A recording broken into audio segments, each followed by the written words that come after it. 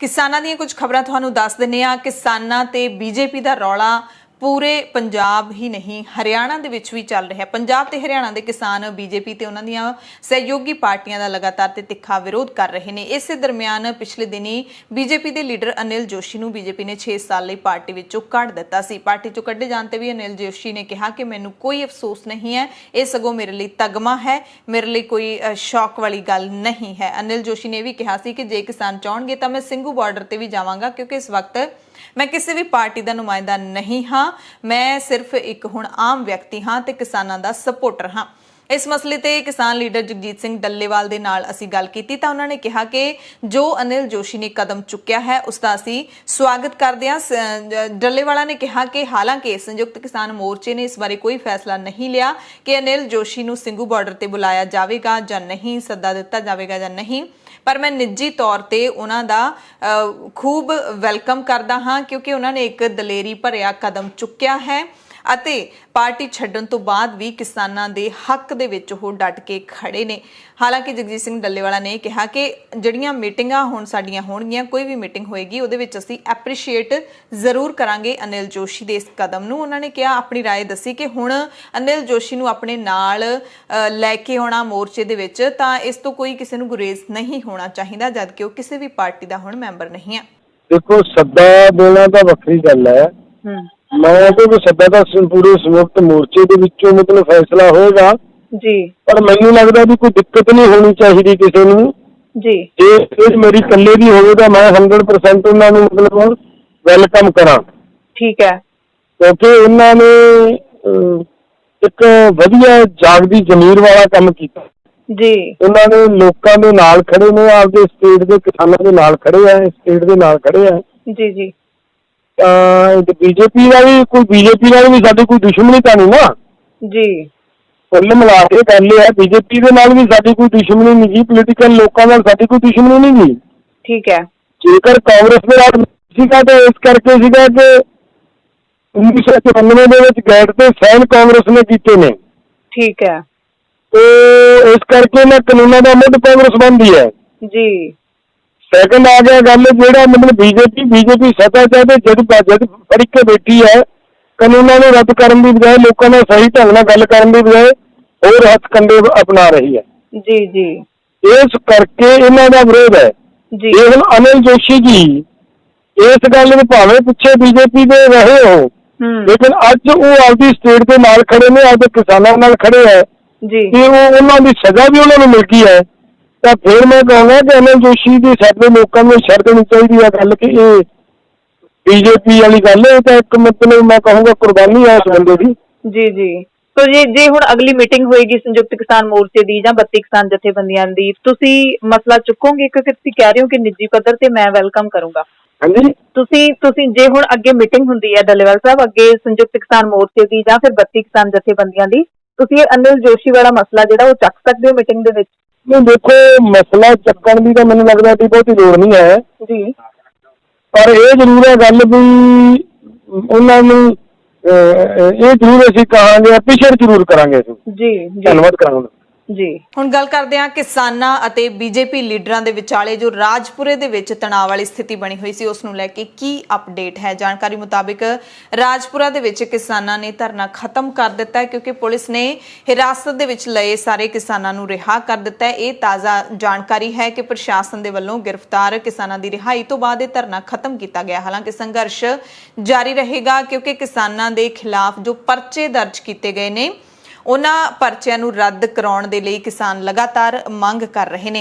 राजपुरे वाली ताज़ा घटना ਦੇ ਵਿੱਚ ਵੱਡੀ ਕਾਰਵਾਈ ਇਹ ਹੋਈ कि मुख मंत्री कैप्टन अमरिंदर सिंह ਦੇ ਹੁਕਮਾਂ ਤੋਂ ਬਾਅਦ 150 ਤੋਂ ਵੱਧ ਕਿਸਾਨਾਂ ਦੇ ਖਿਲਾਫ ਪਰਚੇ ਦਰਜ ਕੀਤੇ ਗਏ। 50 ਦੇ ਕਰੀਬ ਨੌਜਵਾਨਾਂ ਨੂੰ ਕਈ ਪਿੰਡਾਂ ਦੇ ਵਿੱਚੋਂ ਛਾਪੇਮਾਰੀ ਕਰਕੇ ਪੁਲਿਸ ਨੇ ਹਿਰਾਸਤ ਵਿੱਚ ਲਿਆ। मंगलवार ਨੂੰ ਸਵੇਰੇ ਸਵੇਰੇ ਰਾਜਪੁਰਾ ਦੇ ਆਸੇ-ਪਾਸੇ ਪਿੰਡਾਂ ਦੇ ਵਿੱਚ ਪੁਲਿਸ ਪਾਰਟੀਆਂ ਨੇ ਛਾਪੇਮਾਰੀ ਕੀਤੀ। ਖਾਨਪੁਰ, ਭੋਗਲਾ, ਨੀਲਪੁਰ, ਆਕੜੀ ਤੇ ਹੋਰ ਪਿੰਡਾਂ ਦੇ ਵਿੱਚ ਕਈ ਨੌਜਵਾਨਾਂ ਨੂੰ ਹਿਰਾਸਤ ਦੇ ਵਿੱਚ ਲਿਆ। 50 ਦੇ ਕਰੀਬ ਵਿਅਕਤੀਆਂ ਨੂੰ ਹਿਰਾਸਤ ਦੇ ਵਿੱਚ ਲਏ ਜਾਣ ਦੀ ਖਬਰ ਮਿਲੀ, ਜਿਨ੍ਹਾਂ ਨੂੰ ਰਾਜਪੁਰਾ ਅਤੇ ਗੰਡਾ ਖੇੜੀ ਥਾਣਿਆਂ ਦੇ ਵਿੱਚ ਰੱਖਿਆ ਗਿਆ। ਦਰਅਸਲ ਐਤਵਾਰ ਨੂੰ ਪਟਿਆਲਾ ਦੇ ਰਾਜਪੁਰਾ ਵਿੱਚ ਬੀਜੇਪੀ ਦੇ ਸਥਾਨਕ ਲੀਡਰ ਭਵੇਸ਼ ਅਗਰਵਾਲ ਬੈਠਕ ਦੇ ਲਈ ਪਹੁੰਚੇ। ਕਿਸਾਨਾਂ ਨੇ ਵਿਰੋਧ ਕੀਤਾ, ਮੁੜ ਗਏ, ਫਿਰ ਚੇਤਾਵਨੀ ਦੇ ਕੇ ਪਹੁੰਚ ਗਏ, ਚੈਲੰਜ ਕਰਕੇ ਪਹੁੰਚ ਗਏ। ਹਾਲਾਤ ਉਦੋਂ ਵਿਗੜ ਗਏ ਜਦੋਂ ਉਕਤ ਲੀਡਰ ਦੇ ਗਨਮੈਨ ਨੇ ਪਿਸਤੌਲ ਦਿਖਾ ਕੇ ਕਿਸਾਨਾਂ ਨੂੰ ਡਰਾਉਣ ਦੀ ਕੋਸ਼ਿਸ਼ ਕੀਤੀ। ਫਿਰ ਕਿਸਾਨ ਮਾਫੀ ਮੰਗਵਾਉਣ ਤੇ ਅੜ ਗਏ। ਬੀਜੇਪੀ ਲੀਡਰ ਜਿੱਥੇ ਬੈਠਕ ਕਰ ਰਹੇ ਸੀ ਉੱਥੇ ਹੀ ਉਹਨਾਂ ਨੂੰ ਘਰ 'ਚ ਬੰਦੀ ਬਣਾ ਦਿੱਤਾ। 12 ਘੰਟਿਆਂ ਬਾਅਦ ਹਾਈਕੋਰਟ ਦੇ ਦਖਲ ਤੋਂ ਬਾਅਦ ਕਿਸਾਨਾਂ ਨੂੰ ਝਕਾਨੀ ਦੇ ਕੇ ਪੁਲਿਸ ਨੇ ਇਸ ਘਰ ਦੇ ਵਿੱਚੋਂ ਬੀਜੇਪੀ ਲੀਡਰਾਂ ਨੂੰ ਬਾਹਰ ਕੱਢਿਆ। 48 ਘੰਟੇ ਬੀਤ ਜਾਣ ਤੇ ਕਿਸਾਨਾਂ ਨੂੰ ਧਮਕਾਉਣ ਵਾਲੇ ਲੀਡਰ ਦੇ ਖਿਲਾਫ ਤਾਂ ਕੋਈ ਕਾਰਵਾਈ ਨਹੀਂ ਹੋਈ, ਨਾ ਹੀ ਉਸਨੇ ਮਾਫੀ ਮੰਗੀ, ਪਰ 150 ਕਿਸਾਨਾਂ ਦੇ ਖਿਲਾਫ ਪਰਚੇ ਜ਼ਰੂਰ ਦਰਜ ਕਰ ਦਿੱਤੇ ਗਏ। ਜਿਸ ਤੋਂ ਬਾਅਦ ਕਿਸਾਨ ਰੋਹ ਦੇ ਵਿੱਚ ਆ ਗਏ ਤੇ ਉਹਨਾਂ ਨੇ ਧਰਨਾ ਲਾ ਕੇ national Amritsar Delhi national highway ਜਾਮ ਕਰ ਦਿੱਤਾ। ਰਾਜਪੁਰਾ ਦੇ ਗਗਨ ਚੌਂਕ ਦੇ ਵਿੱਚ ਕਿਸਾਨਾਂ ਨੇ ਧਰਨਾ ਲਾਇਆ।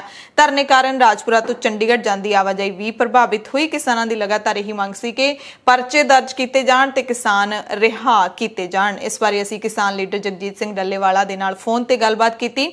ਉਹਨਾਂ ਨੇ ਕਿਹਾ ਕਿ ਪੰਜਾਬ ਦੀ ਕੈਪਟਨ ਸਰਕਾਰ ਹੋਵੇ ਜਾਂ ਫਿਰ ਹਰਿਆਣੇ ਦੀ ਖੱਟਰ ਸਰਕਾਰ, ਇਹਨਾਂ ਦੋਵਾਂ ਦੇ ਵਿੱਚ ਕੋਈ ਫਰਕ ਨਹੀਂ ਹੈ, ਉਹੀ ਵਿਹਾਰ ਕੀਤਾ ਜਾ ਰਿਹਾ ਹੈ। ਡੱਲੇਵਾਲਾ ਨੇ ਅੰਦਰਲੀ ਘੁੰਡੀ ਸਮਝਾਉਂਦਿਆਂ ਕਿਹਾ ਕਿ ਭਾਵੇਂ ਬੀਜੇਪੀ ਸਰਕਾਰ ਨੇ 3 ਖੇਤੀ ਕਾਨੂੰਨ ਲਿਆਂਦੇ ਨੇ, ਪਰ ਇਸ ਦੀ ਜੜ ਹੈ ਜਿਹੜੀ ਉਹ ਕਾਂਗਰਸ ਸਰਕਾਰ ਨੇ ਹੀ ਲਾਈ ਹੈ। ਸਾਡਾ ਪ੍ਰੋਗਰਾਮ ਤਾਂ ਹੁੰਦਾ ਸਿਰਫ ਤੁਹਾਨੂੰ ਪਤਾ ਹੈ ਕਿ ਕਾਲੇ ਝੰਡੇ ਵਿਖਾਓ, ਸੰਕੇਤ ਕਰ ਦਿਓ, ਹਾਂਜੀ, ਉਸ ਤੋਂ ਉੱਥੋਂ ਤੱਕ ਸੀਮਿਤ ਆ। ਠੀਕ ਹੈ।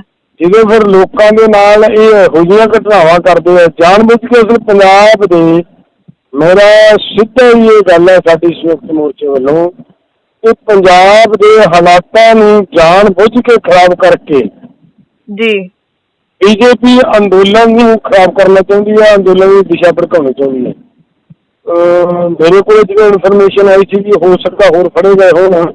ਠੀਕ ਹੈ। ਮੇਰੇ ਕੋਲ 35 ਦੀ ਇਨਫੋਰਮੇਸ਼ਨ ਸੀ ਕਿ 35-36 ਮੁੰਡੇ ਮਤਲਬ ਫੜੇ ਆ ਲੋਕਾਂ। ਠੀਕ ਹੈ।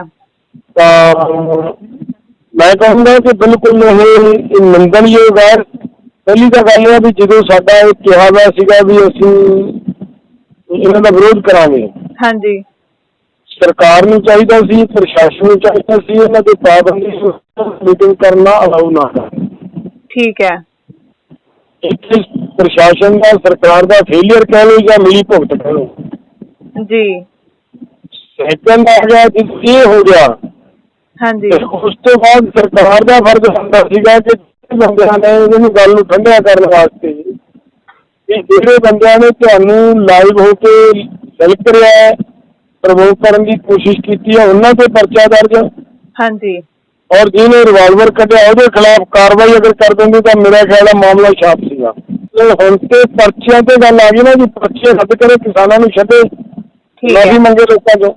ਰਾਜਪੁਰਾ ਵਰਗਾ ਵਿਰੋਧ ਹੈ ਜਿਹੜਾ ਉਹ ਸੰਗਰੂਰ ਜ਼ਿਲ੍ਹੇ ਦੇ ਵਿੱਚ ਵੀ ਵੇਖਣ ਨੂੰ ਮਿਲਿਆ, ਜਿੱਥੇ ਸੰਗਰੂਰ ਵਿੱਚ ਕਿਸਾਨਾਂ ਨੇ ਬੀਜੇਪੀ ਲੀਡਰਾਂ ਨੂੰ ਐਸਐਸਪੀ ਦਫ਼ਤਰ ਦੇ ਅੰਦਰ ਹੀ ਬੰਦ ਕਰ ਦਿੱਤਾ। ਇੱਥੋਂ ਦੇ ਸਥਾਨਕ ਲੀਡਰ ਨੇ ਜਿਹੜੇ ਬੀਜੇਪੀ ਦੇ, ਉਹ ਐਸਐਸਪੀ ਦਫ਼ਤਰ ਸ਼ਿਕਾਇਤ ਕਰਨ ਪਹੁੰਚੇ ਸੀ ਕਿਸਾਨਾਂ ਦੇ ਖਿਲਾਫ। ਜਿਹੜਾ ਕਿਸਾਨਾਂ ਨੇ ਰਾਜਪੁਰਾ ਦੇ ਵਿੱਚ ਬੀਜੇਪੀ ਲੀਡਰਾਂ ਦਾ ਵਿਰੋਧ ਕੀਤਾ, ਉਹਨਾਂ ਨੂੰ ਬੰਦੀ ਬਣਾਇਆ, ਉਸ ਮਸਲੇ ਦੇ ਵਿੱਚੋਂ ਐਸਐਸਪੀ ਦਫ਼ਤਰ ਸ਼ਿਕਾਇਤ ਦੇਣ ਪਹੁੰਚੇ ਸੀ। ਕਿਸਾਨਾਂ ਨੂੰ ਪਤਾ ਲੱਗਿਆ, ਕਿਸਾਨ ਉੱਥੇ ਵੱਡੀ ਗਿਣਤੀ ਦੇ ਵਿੱਚ ਪਹੁੰਚ ਗਏ ਅਤੇ ਬੀਜੇਪੀ ਲੀਡਰਾਂ ਨੂੰ ਐਸਐਸਪੀ ਦਫ਼ਤਰ ਦੇ ਅੰਦਰ ਹੀ ਬੰਦ ਕਰ ਦਿੱਤਾ। ਇਸੇ ਦਰਮਿਆਨ ਰੂਪਨਗਰ ਤੋਂ ਵੀ ਖਬਰ ਆਈ, ਜਿੱਥੇ ਸਥਾਨਕ ਲੀਡਰ ਐਸਐਸਪੀ ਡਾਕਟਰ ਅਖਿਲ ਚੌਧਰੀ ਨੂੰ ਮੰਗ ਪੱਤਰ ਦੇਣ ਦੇ ਲਈ ਪਹੁੰਚੇ ਤਾਂ ਕਿਸਾਨਾਂ ਨੇ ਇਹਨਾਂ ਦਾ ਵੀ ਕਾਲੇ ਝੰਡੇ ਦਿਖਾ ਕੇ ਵਿਰੋਧ ਕੀਤਾ। ਪੁਲਿਸ ਨੇ ਸਖਤ ਸੁਰੱਖਿਆ ਪ੍ਰਬੰਧਾਂ ਹੇਠ ਬੀਜੇਪੀ ਲੀਡਰਾਂ ਨੂੰ ਐਸਐਸਪੀ ਦਫ਼ਤਰ ਤੱਕ ਪਹੁੰਚਾਇਆ। ਬੀਜੇਪੀ ਲੀਡਰਾਂ ਨੇ ਐਸਐਸਪੀ ਨੂੰ ਮੰਗ ਪੱਤਰ ਦੇ ਕੇ ਡੀਜੀਪੀ ਤੋਂ ਰਾਜਪੁਰਾ ਦੇ ਵਿੱਚ ਬੀਜੇਪੀ ਵਰਕਰਾਂ ਨਾਲ ਕੁੱਟਮਾਰ ਕਰਨ ਵਾਲਿਆਂ ਖਿਲਾਫ ਸਖਤ ਕਾਰਵਾਈ ਕਰਨ ਦੀ ਮੰਗ ਕੀਤੀ। ਮੰਗ ਪੱਤਰ ਦੇਣ ਤੋਂ ਬਾਅਦ ਬਾਹਰ ਆਏ ਬੀਜੇਪੀ